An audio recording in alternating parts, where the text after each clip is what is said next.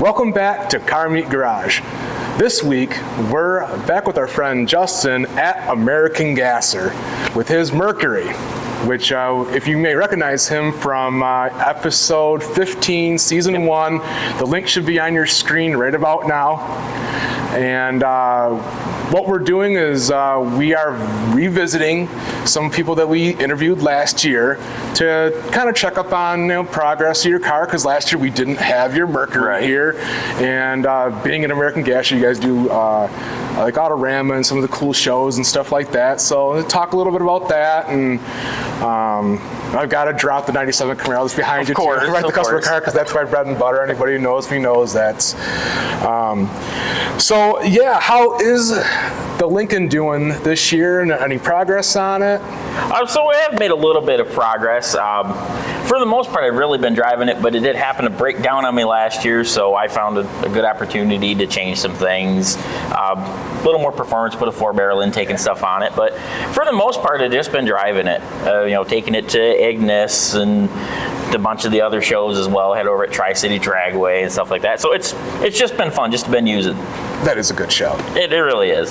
Started on an Eagle project, right? That's how you started it? So yeah, it was an Eagle Scout project. It was actually a food drive, and that was kind of the car show was to bring a food drive to get a badge, if I remember right. He was trying to get one of his Eagle Scout badges. Well, I think it was his, because I am an Eagle Scout. Okay. Nerd! So you have to do a project to get your Eagle Scout. You have to do like a community project, and I think that's what he chose. Yeah, and which it was above and beyond everything he ever expected. And then so this past year, a new gentleman has taken over, and he's been doing a great job. But there's been a lot of people involved. The show was above and beyond last year even. It was such a great show. Yeah, and I know you guys are a big part of that too. Like you guys do, and you guys actually host your own show here also. Yeah, we do. We usually host a car show in the summertime. Like we're big help with that, and stuff like the Back to the Bricks, or one of our sponsors as well.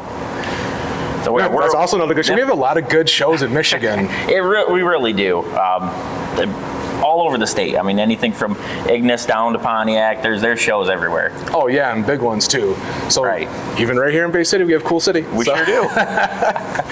What is your plans for this upcoming season? So I'd like to this season hit a few more shows that I haven't been to. I go to a lot of stuff, and a lot of times we're vendors at the show, so I'm working. I'd like to hit a few more shows where I can just and talk to people. And show the car off a little bit. It is cool. You don't see a lot of them. You really don't. This one's actually a bit special. It's kind of a special ordered car. It doesn't have your typical vinyl top or the opera windows, so it's kind of a little neat car in itself. That is pretty cool. I know my wife was making notes from the last episode, and she wrote down Mark 8, which is perfectly cool. You're like, nope, Mark 6. I was like, hey, perfect. So we don't want to screw that up. No, like I said, it's one you don't see all the time. Yeah, and it's cool. And black is an awesome color. It's really hard to beat. It's cute. I shouldn't even turn around and look at it, but it is a cool car. So you can't help it. It's one of those cars like, what is that? Oh, would you look at that? Yeah, well. Would you look at that? Yeah, it's what I literally had somebody cut in front of me in a drive-through parking lot, hey, what's your car? I get stopped by so many people. It's fun. This is the ultimate car guy compliment too. When someone's like, what is it? That's cool. Last season, you gave us a list of some of your bucket list cars that you kind of like to acquire.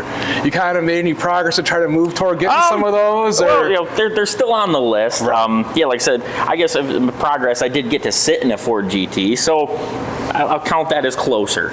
Yeah, they are pretty comfortable cars. They are. Yeah.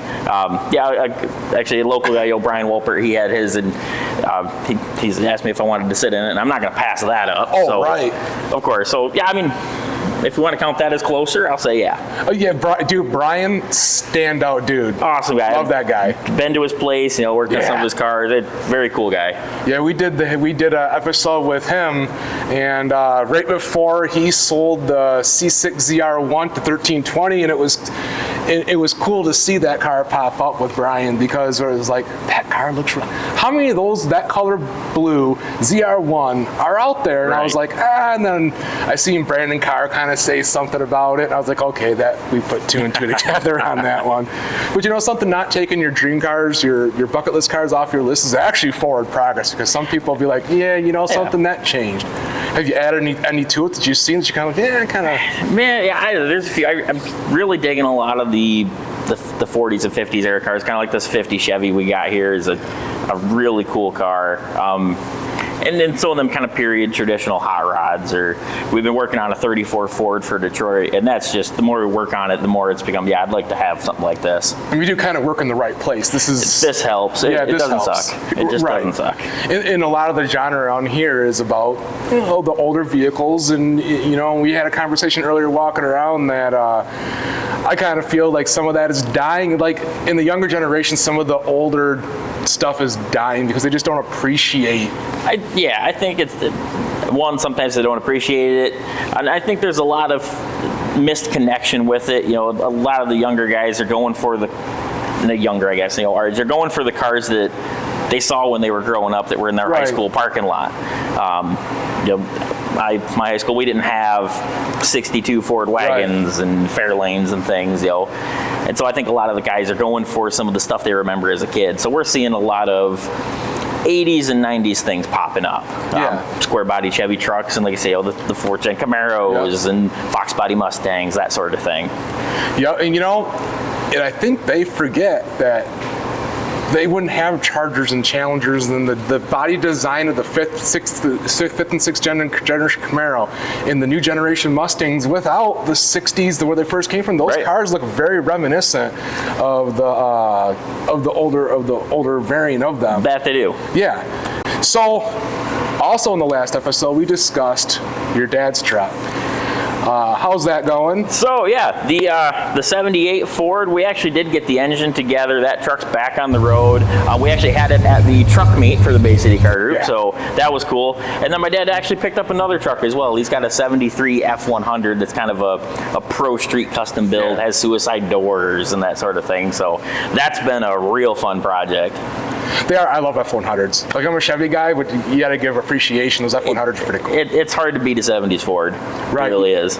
Even and we can actually roll into. Yeah, we got. There's a lot of stuff in the shop that's changed since we were here last time, and one of the cool things is that black Ford over that Ranger. Yeah, we do have a 79 F350 over there. We're doing some work on. So and don't get confused, guys. Back in that generation, the Ranger was it an appearance package? It was a trim package. It was a trim package, yeah. But that is a 1-ton Ford Ranger. Yep, which is kind of cool. It is. So is there anything that's cool in the shop right now that's notable? What's your favorite project in the shop right now? It's like choosing kids. Okay, give me three. So I think my favorite right now is probably the 74 Gremlin back there. Yeah, that's pretty cool. It's been one that I've been working on along with a bunch of other guys at the shop. It's just kind of cool. You know, my dad had a Gremlin growing up, and a bunch of his friends. So like that was, again, you know, back to the high school. That was just a car you had. It was cheap. It was transportation from A to B. That's what it was. And the same with like this one here. It's owned by a lady from up north, and she had one in high school. And so we're kind of building a tribute to that car. Right, and I promise you guys, this one doesn't have the reverse flames on it. That was in. Was that a Gremlin or was that a Pinto that was in Wayne's World? Pacer. The Pacer. Yep. Okay, sorry, I got that car wrong. Totally airball. We don't have the licorice dispenser either, but it does have a 304 and 11-inch wide tires. I guess that makes up for not having a licorice dispenser. It probably does.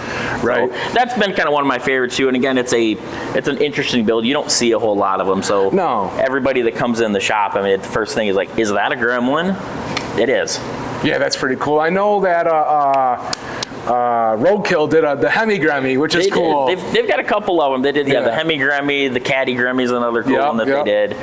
So it's just a neat little car. It's a neat little car.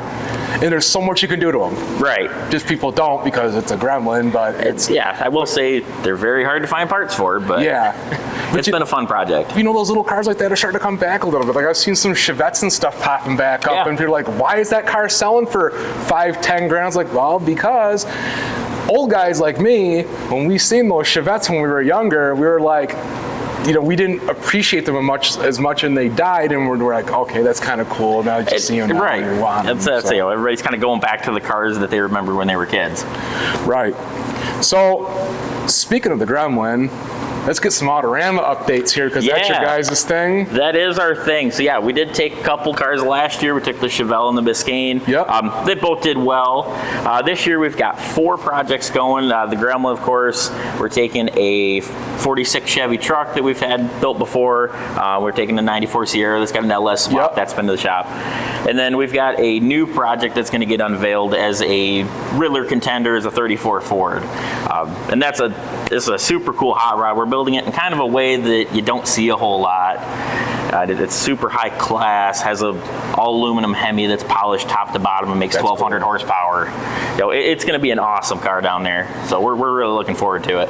And on that topic, because I was having a conversation with one of my buddies last night about that, and I talked to you about it before off camera, and I told you I was going to bring it up about the rules for getting a car to be in the Ridler. Do you have to build it yourself, or can a shop build it? And so let's get into that a little bit, because in case anybody doesn't know. Right, so for the Ridler, it doesn't matter if you build it yourself or a shop builds it. Really, the big rule is that's got to be the first showing of the car. It can't be shown on social media. It can't be at other car shows. They're very picky where that's the first place that car's got to be. And then there is basic operation. It needs to start. It needs to move forward and back, stop with the brakes, turn, that sort of thing. But otherwise, that's kind of it. You could have a shop build the car, or you and a buddy can build it in the garage. It doesn't matter. Right, that was a conversation we were having. I was like, I think I know the answer to this, and that's the answer that I had. And I was like, something, we're talking to a guy tomorrow morning, and he's going to for sure have the answer, because you guys have had several cars running for the Ridler, and so you would be the guy to ask, and that's why you probably won't see a picture of one of the cars that you mentioned, because it's a contender for the Ridler Award, and we can't show it. We're going to have to wait about a month for that one. Hey, that's perfectly okay. Worth the wait, I hope. Because you guys do amazing work here, and everything here is beautiful. We take pride in it, that's for sure. So, is there any new cool American Gasser updates? Any improvements? Any? Like obviously we talked a little bit earlier. We're trying to get involved with more shows, make things a regular thing. We've been kind of working with the shop. We've added a couple people. We're always trying to up our game. We just are. Well, if you don't change it up a little bit, things die. Is there a list of car shows that are notable that you guys plan on going to this year? We've already discussed Autorama, so you don't have to mention that, obviously, Autorama. Right. There definitely is a list. There's a handful of them that we do hit every year. And just for me anyway, even they're some of my favorites. A lot of the Back to the Brick stuff is great. Actually, in a couple weeks, we've got Chrome and Ice down at the Dort Center, which is really cool. It's kind of the first kickoff of the year. I think they have a theme of the history of racing this year, I believe, is their theme. So that'll be kind of cool to see what gets brought. And then, stuff like St. Ignace is always a great time. We'll do the Back to the Bricks, of course, Tri-City Dragway Show. I said, we're working as a sponsor for them and helping out, and I'm really excited to see where that show goes. And of course, we'll have our open house as well. Right, we gotta get them out to Cool City. Yes, for sure. Try to bring something to the cruise and show there. I know we've got a handful of our customers that are from the area too that usually stop by the cruise and display their cars as well. We had 540 cars in the cruise. I heard it was good. Yeah. So it was a really good cruise, for sure. Really good cruise. And what we just found out the last meeting, $20,000 is what we gave to the American Cancer Society. $23,000. Oh, 30,000. 30,000. Awesome. Yeah, sorry. And it's our 30th year up for it. Sorry, it's a shameless plug for a show that Greg and I are on the committee for it. So I'd like to see it be a success. Well, it's awesome to see shows like that they can strive, and shows like so the Tri-City one that can basically, as a few years ago, was nothing and went it's become what it is. So. Oh yeah, and I know I was trying to make it last year. We had some things come up and ended up having to turn around and go back home in an emergency, but this year for sure going to the Tri-City show. So we'll come hang out in the booth with you guys. Yeah, Don't for kick us sure. out. You guys are always welcome. I appreciate that. I love you guys having us in your shop. When we were setting up this interview, I was like, are we going to his house or are we going to the shop? And he goes, he hasn't responded yet. Yeah, So I'm like, it's more exciting here, I will say. 110%. It's super cool to get into a cool shop like this, and American Gasser is a staple, absolute staple in our community. And you mentioned it. To even try to get into this shop is hard because you guys are so booked up. Because you guys do good work. Well, like I said, we like to think that that's a good excuse that we do such good work that we got a list. Yep. And hey guys, don't forget to follow Justin on his social medias, which should be on your screen right now. Yep. Don't forget the American Gasser ones and Of course. Justin's. Yeah, we always appreciate it. Yeah. Hey guys, thanks for tuning in. Catch you in the next one.